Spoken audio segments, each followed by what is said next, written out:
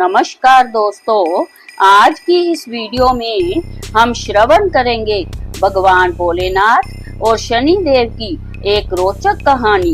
दोस्तों, शनि देव को न्याय का देवता माना जाता है।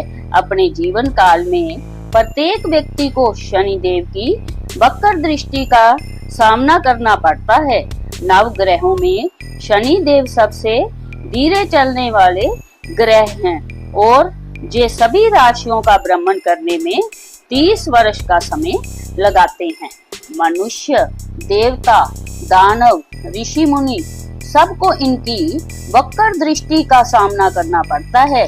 जहाँ तक कि एक बार भगवान भोलेनाथ को भी इनकी वक्र दृष्टि का सामना करना पड़ा।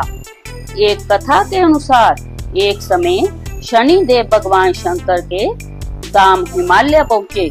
उन्होंने अपने गुरुदेव भगवान शिव को प्रणाम कर उनसे आग्रह किया, हे प्रभु, मैं कल आपकी राशि में आने वाला हूँ, अर्थात मेरी वक्र दृष्टि आप पर पड़ने वाली है।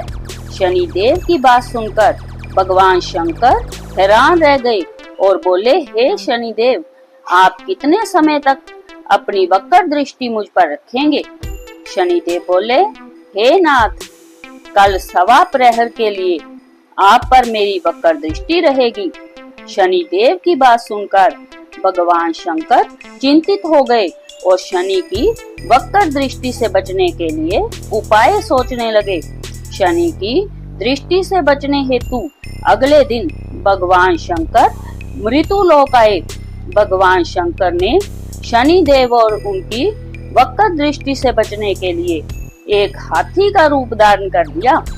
भगवान शंकर को हाथी के रूप में सवा प्रहर तक का समय व्यतीत करना पड़ा तथा शाम होने पर भगवान शंकर ने सोचा, अब दिन बीत चुका है और शनि देव की दृष्टि का भी उन पर कोई असर नहीं होगा।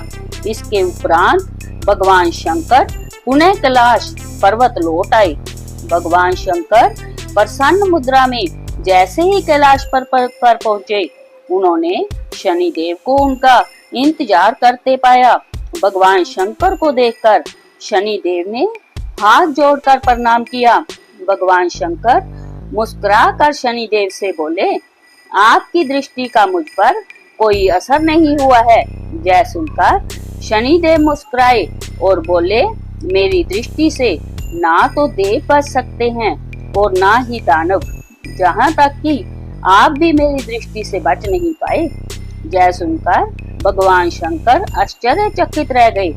शनि देव ने कहा, मेरी ही दृष्टि के कारण आपको सवा प्रहर के लिए देव जोनी को छोड़कर पशु जोनी में जाना पड़ा। इस प्रकार मेरी वक्र दृष्टि आप पर पड़ गई और आप इसके पात्र बन गए।